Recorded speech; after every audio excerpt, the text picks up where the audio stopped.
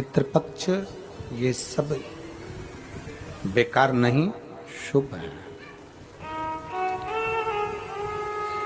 ये लोगों की गलत दृष्टि है, गलत विचार, गलत भाव है, गलत सोच है कि पितृपक्ष में ये काम ना करिए, पितृपक्ष में वो काम ना करिए, पितृपक्ष में ऐसा ना करिए, पितृपक्ष में वैसा ना करिए। आप दिल से अगर पूछ रहे हैं, आप दिल से प्रार्थना कर रहे हैं, दिल से निवेदन कर रहे हैं, दिल से अगर कह रहे हैं तो शिव स्वीकार करता है, शंकर सुनता है। केवल विश्वास मूल रखिए, भरोसा मूल रखिए।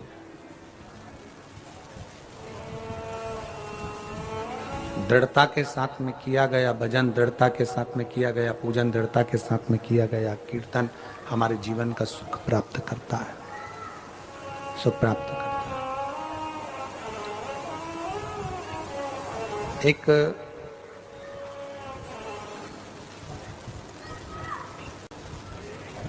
जैसे अपने कपड़ों को रोज झटक कर पहना जाता है, अपने कपड़ों में से धूल जड़ाकर झटक कर जैसे पहना जाता है,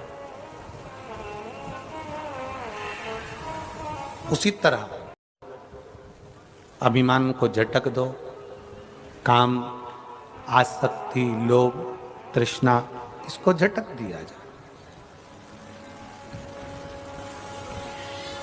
जितना अभिमान भीतर बंधा रहेगा तो परमात्मा मिल नहीं पाएगा।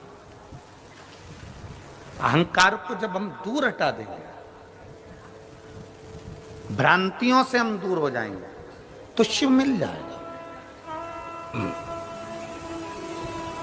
आधे से ज्यादा मनुष्य तो भ्रम में जीता।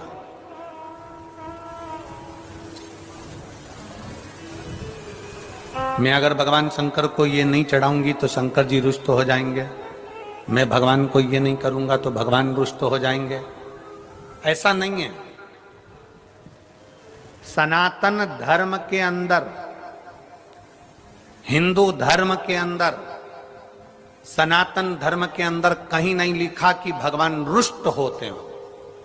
यह तो दुनिया ने भ्रम पैदा कर दिया कि तुम ये नहीं दोगे तो तुम्हें ऐसा हो जाएगा, तुम ये नहीं करोगे तो वैसा हो जाएगा। ना, भगवान कभी रुष्ट नहीं होता। अपने बच्चों से बाप कभी रुष्ट नहीं होता। और दूसरे की तो हम नहीं कहें, पर हमारा भोलेनाथ, उसका नाम क्या है? भोलेनाथ। भोले का मतलब जानते हो ना? बोलो तो जम के। भोले का मतलब है तुमने जल चढ़ाया तो ठीक, ना चढ़ाया तो ठीक, तुमने भोग लगाया तो ठीक, ना लगाया तो ठीक, तुमने बेलपत्र चढ़ाई तो ठीक, ना चढ़ाई तो ठीक। अगर दिल से आप शंकर जी को पूछ रहे हो, दिल से आप शिव का स्मरण कर रहे हो, दिल से आप शंकर का गुणगान कर रहे हो, तो बाबा उसको स्वीकार जरूर करता है, स्वीकार करेगा। केवल विश्वास के साथ शिव है। रामचरितमानस में शंकर भगवान को विश्वास कहा, पार्वती जी को श्रद्धा कहा। शिव जी विश्वास है, माता पार्वती श्रद्धा है, और इन दोनों का जो मिलन है, श्रद्धा श्राद्ध, श्राद्ध श्रद्धा।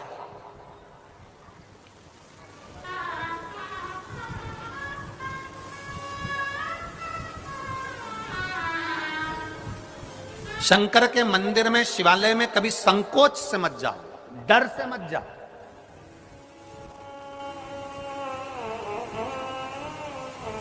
आप लोगों ने पहले शिव पुराण सुनी है टीवी पर? बोलो तो जम के, सुनिए। पुरानी शिव पुराण को निकालो, उससे पुरानी निकालो, 25 साल में जितनी शिव पुराण करी है उन सबको निकालो और निकाल कर सुनो। हमने कभी अपनी व्यासपीठ से कभी ये नहीं कहा कि शंकर को अगर ऐसा करोगे तो शंकर श्राप दे देंगे। हमने कभी ये नहीं कहा कि शंकर भगवान से ऐसा करोगे तो भगवान पाप दे देंगे। नहीं, शिव भोले हैं, शंकर भोला है। भोले को तुम जब चाहो तब रिझाओ, शंकर के मंदिर जब तुम्हारा मन कर जाए तब मेरे बाबा के दरवाजे पर पहुंच जाओ और उसको गले लगा लो, शिव तुम्हें मिल जाए।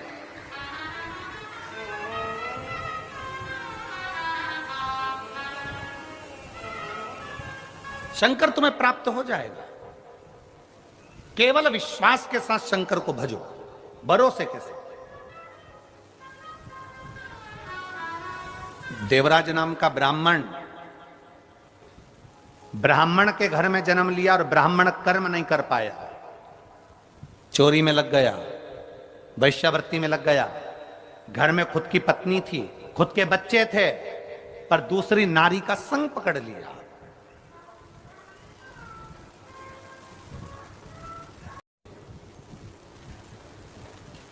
सुर, सुरा और स्त्री, ये तीनों बर्बाद कर देते हैं व्यक्ति को। तीनों बर्बाद कर देते हैं व्यक्ति को। आप पर स्त्री का संग कर रहे हो तो बर्बादी का सिरा है आपका। आप सुरा का पान कर रहे हो, मदिरा पी रहे हो तो बर्बादी का क्रम है आपका। बर्बादी के क्रम पर हुआ।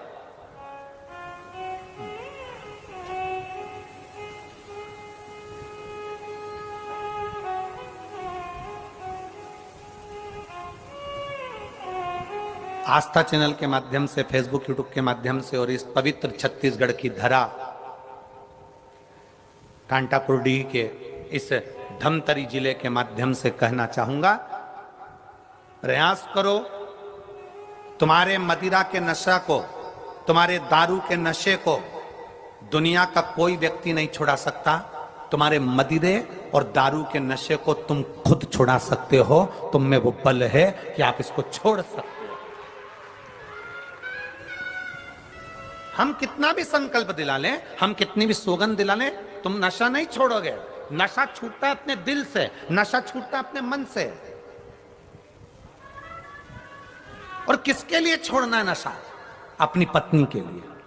किसके लिए छोड़ना है नशा? अपने बेटों के लिए। किसके लिए छोड़ना है नशा? अपनी बेटी के लिए। किसके लिए छोड़ना है नशा? अपने परिवार के लिए। क्योंकि नशे में केवल तुम बर्बाद नहीं हो रहे हो, नशे में तुम्हारा परिवार पूरा की पूरा बर्बाद होते चले जा रहा है। उसको छोड़ने का प्रयास करें। तुम्हारे नशे के चक्कर में तुम्हारी बेटी की इज्जत नहीं होती, सम्मान नहीं करते लोग। किसकी बेटी है? इसका पिताजी तो पीकर पड़ा रहता है। तुम्हारे नशे के चक्कर में तुम्हारे बेटे का आदर नहीं होता। किसका बेटा है? उसका बाप तुम्हारा पी के पड़ा रहता है। तुम्हारे नशे के चक्कर में तुम्हारी पत्नी का मायके में सम्मान नहीं होता। इसका पति तो बेवड़ा है, पी के पड़ा रहता है। उस नारी का सम्मान नहीं होता, उस बच्चे का सम्मान नहीं होता, उस बेटी का सम्मान नहीं होता, माँ का सम्मान नहीं होता। तुम्हारी माँ, अरे किसकी माता है? अरे उसका बेटा तो पी के पड़ा रहता है। माँ का सम्मान नहीं होता। किसका बेटा है? वो बाप, उसका बेटा वो पी के पड़ा रहता है। ना माँ को सम्मान मिल रहा है, ना बाप